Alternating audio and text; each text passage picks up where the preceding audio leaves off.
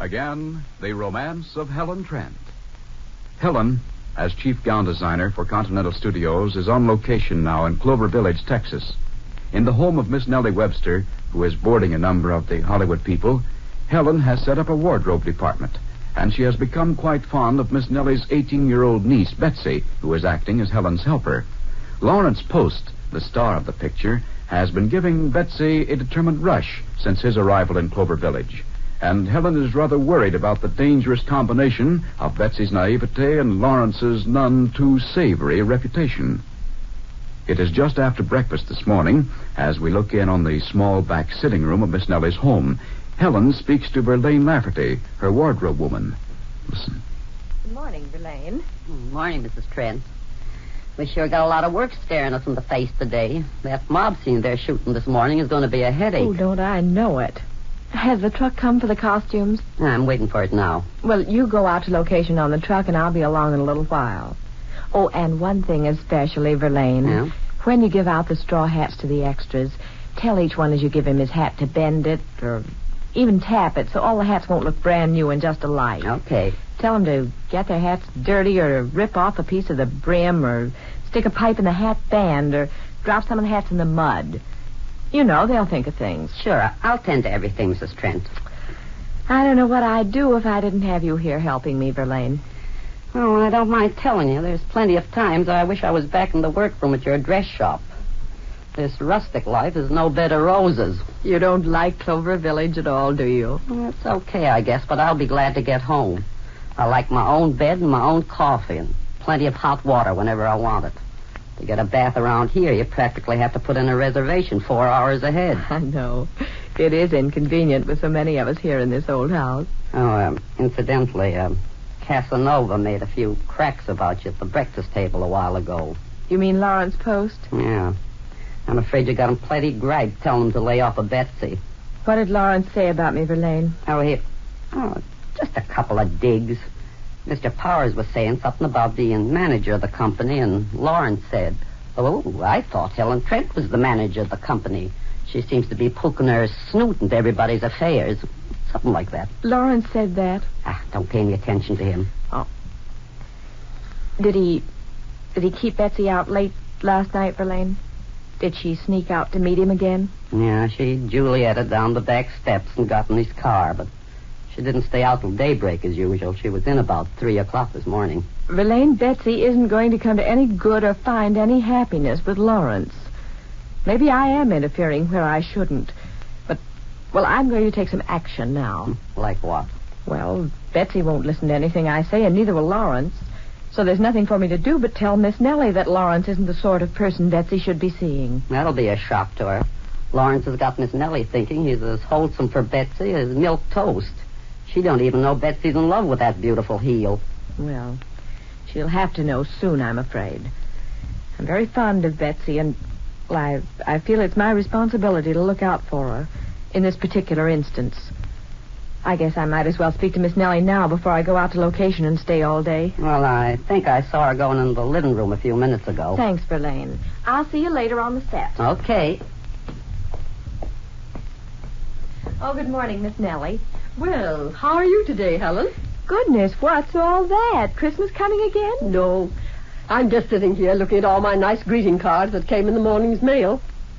Today's my 50th birthday. Well, congratulations.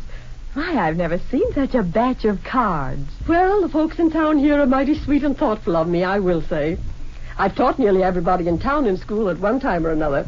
I was principal of the school for so long, you know. Looks to me like you were a popular principal. Well, I tried to mix a lot of other things with my work besides teaching and discipline.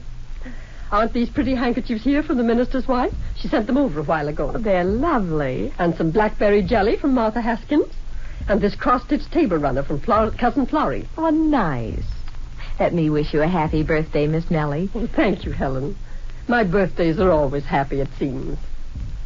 Well, is your end of this moving picture coming along all right? Fine. We have a very busy day ahead today. All the ladies you've got sewing for you over in the West Wing say such nice things about you, Helen. That costume department of yours is a regular community affair. The ladies are so pleased to have the work. Well, they're doing very well. I couldn't ask for better seamstresses. Did you drive out to Thunder Dam last night to see it lit up? Yes. Gil Whitney drove me out. He's such a handsome, distinguished-looking man, Mr. Whitney. We parked on that bluff above the dam and looked down.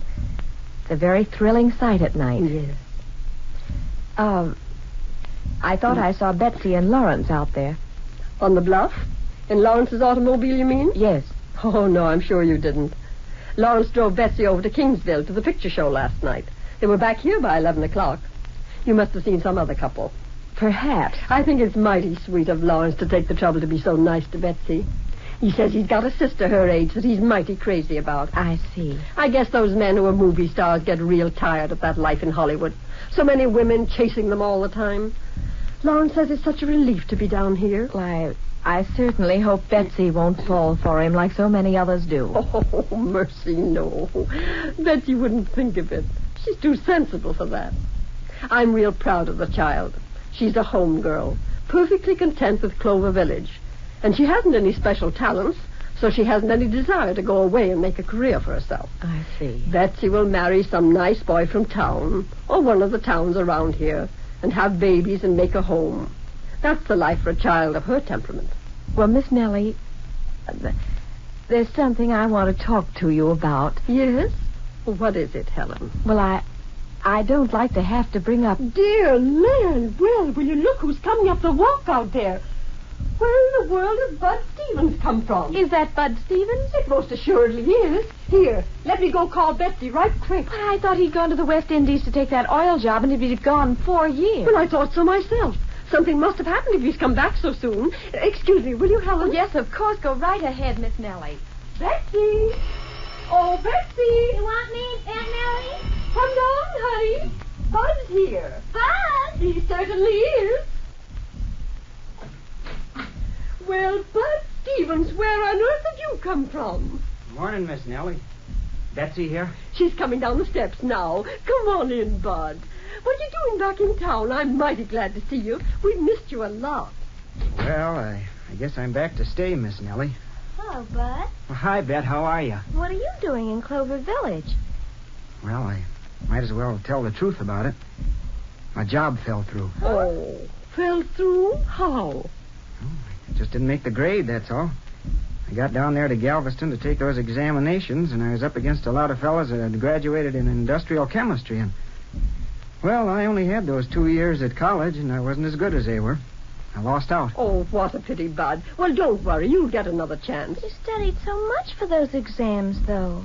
Studying out of books at home is not the same as getting it at college. I found that out. Oh, gee, Bud, that's too bad. Oh, I'm real sorry. Thank you, Miss Nellie. Nothing to be sorry about. I guess a fella gets what he's good enough to get, and that's all. Have you told your folks yet? Oh, no. I just walked up from the station.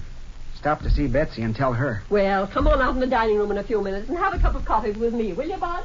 I'll put some fresh on the stove. You ashamed of me, Bet? No, of course not. You're looking at me kind of funny. You don't say anything. I bought you these presents in Galveston. It's a scarf, blue, the same color as your eyes almost, Thank you, Bud. and a box of candy. I wish I could have brought something awful pretty, but my money was low after I bought my train ticket home. Thank you for both presents. You're not so glad to see me, are you? Well, sure I am. I was talking to Pete Hicks down at the station. He said you're keeping company with this movie fella, Lawrence Post. Is that right? Lawrence and I are very good friends. Oh. I'm sorry you were disappointed about your job in the West Indies, Bud, but I guess I might as well tell you right now. What? Someday, when you get sophisticated, you'll find out that you just can't walk off and leave a girl and expect her to feel the same about you when you choose to come back. Everybody in town made fun of me when you left, and the girls snickered at me and all that, and I hated you, and I still do. You don't mean that, Betsy. I do so, too. And please don't come around here bothering me, because I'm very busy day and night. I'm secretary and assistant to Mrs. Trent, the famous Hollywood gown designer. You work for her at night, too? Don't be so unsophisticated, Bud. At night, I have other fish to fry. That's the way it is from now on.